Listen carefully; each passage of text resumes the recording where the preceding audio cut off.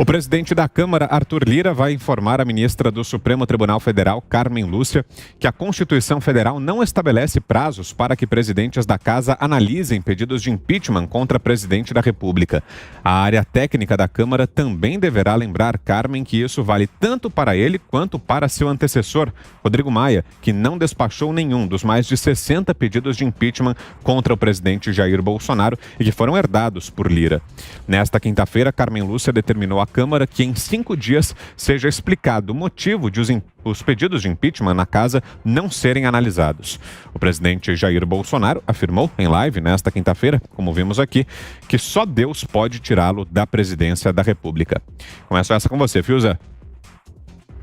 Pois eles estão com uma pressa danada, né? Uma pressa danada. Inocenta o ladrão, né? Aí a gente pensa, bom, o plano é esse, né? Inocentou o ladrão nessa manobra vergonhosa e vai concorrer. Mas aí a ministra recebe de um advogado, né, este pedido, que é um pedido esdrúxulo, afirmando que há um vácuo legislativo, que o parlamento precisa legislar sobre esse rito, sobre o cronograma desse rito do impeachment. O advogado, ela vai lá e dá 5 dias para o presidente da Câmara responder. Isso virou o quê? Virou a casa de quem isso, né? É difícil a gente entender. Então, a gente está na dúvida. A virada de mesa vem aonde? É inocentar o Lula, é derrubar o presidente com impeachment, é fazer CPI, ou é tudo ao mesmo tempo? Eu acho, assim, né, sugestão aqui modesta aos conspiradores. Isso aí dispersa, hein? Isso aí dispersa. Várias tentativas de sabotagem em várias frentes diferentes. Bem, a ministra Carmen Lúcia, ela presidia o Supremo Tribunal Federal quando chegou lá uma outra tentativa de virada de mesa trazida pelo ex-procurador de triste memória, Rodrigo Janot, que fez um combo ali com o Joesley Batista, criminoso confesso, né? Usando um ex-braço direito do Janot para montar uma delação que era fajuta, que não tinha lastro com a Polícia Federal, com a Operação Lava Jato, com o Ministério Público, nada. O Janot montou aquele negócio com o Joesley, né?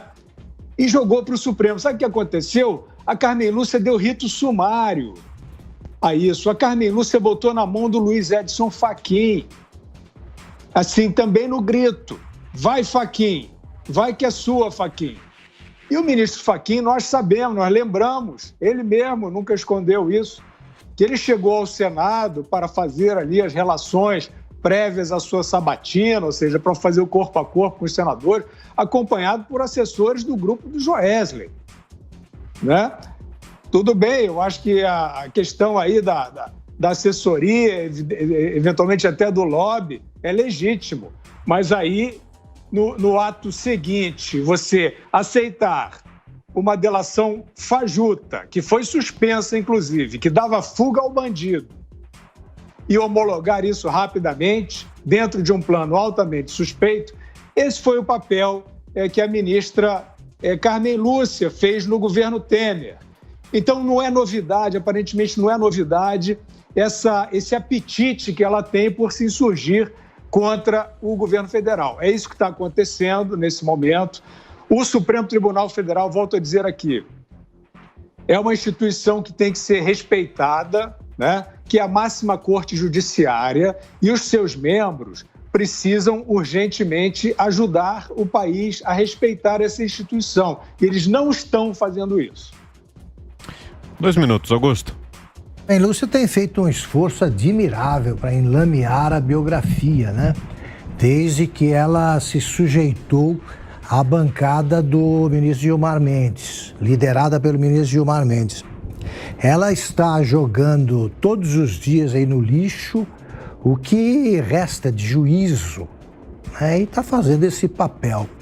Ela mostra, além de tudo, que não entende nada de regimento interno de Câmara, do Senado, do próprio Supremo. Foi se meter aí a perguntar, levou uma aula de direito que podia ter dispensado, né? Agora, veja só, a eleição está aí, né?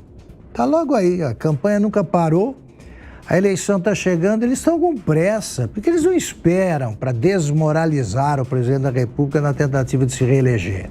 É uma grande chance de acabar com o genocida. Mostra na eleição. Se o Lula não puder ser candidato, tem sempre a Dilma, essa reserva moral do PT com os direitos, com todos os direitos políticos. Ela pode disputar a eleição. Agora, deixa o Congresso votar a pauta que interessa ao Brasil real, que é a votação das reformas. Nós precisamos aprovar ainda neste ano a reforma tributária e a reforma administrativa, né? E não perder tempo com essas bobagens aí e com perguntas impertinentes de ministros ou ministras do Supremo. Para fecharmos, 1 minuto e meio. Olha, eu vou te falar uma história. Eu sempre acho que regras são bem-vindas e é o que garantem a nossa convivência, né? Eu não atribuo ao presidente da Câmara e ao Senado, a Constituição não diz isso, esse poder de abrir ou não abrir um processo de impeachment. A autoridade máxima do Congresso, da Câmara e Senado é o plenário. E depois do plenário vem a mesa diretora e, em terceiro, o presidente da Câmara. E aí veio a ideia de que o presidente da Câmara, então, digamos que o presidente da Câmara tenha na presidência da República um presidente corrupto que cometa crimes, mas é aliado dele. Então ele não abre o processo de impeachment de jeito nenhum.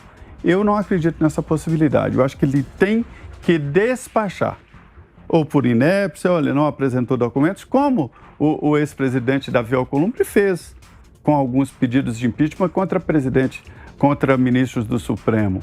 Descartou por falta de documento e tal. Mas dizer sim ou não, porque aí sobra para o plenário. Eu acho um perigo que um presidente concentre esse poder, porque ele não está abrindo, porque sabe que não tem votos. Não há no horizonte nenhuma possibilidade de impeachment, porque não tem apoio popular, não tem votos no Congresso Nacional e não tem crime cometido, que seria o início. Até deixei por último, mas é o início, o crime cometido. O que eu acho é que o presidente não tem esse poder. E para colocar os pingos nos is, a ministra Carmen Lúcia não decidiu nada. Não decidiu nada. É praxe, quando chega um processo nas mãos de um juiz, qualquer que seja ele, qual é a providência? Ouve o Ministério Público, manda para o Ministério Público. Procurador ou promotor lá no interior, o que você acha disso? Houve a parte, qual é a parte? O presidente da Câmara que está sendo instado no Supremo para decidir. E aí o presidente da Câmara responde, ou não. Não é dar o prazo de 5 dias para ele é obrigado, não. Se ele não quiser responder, ele não responde. Mas ele vai responder com o óbvio, né? De que ele entende que a Constituição não exige que ele decida nunca. Quer dizer, ele decide se quiser. Então a ministra Carmen Lúcia mandou para o Ministério Público e mandou para ele. Ao chegar nas mãos dela os dois argumentos, aí sim ela vai decidir. E eu deixo as minhas críticas se ela decidir abrir um processo de impeachment na Câmara dos Deputados. Aí sim eu vou fazer críticas duras, mas por enquanto eu considero que ela não decidiu nada, ela pediu informações para decidir.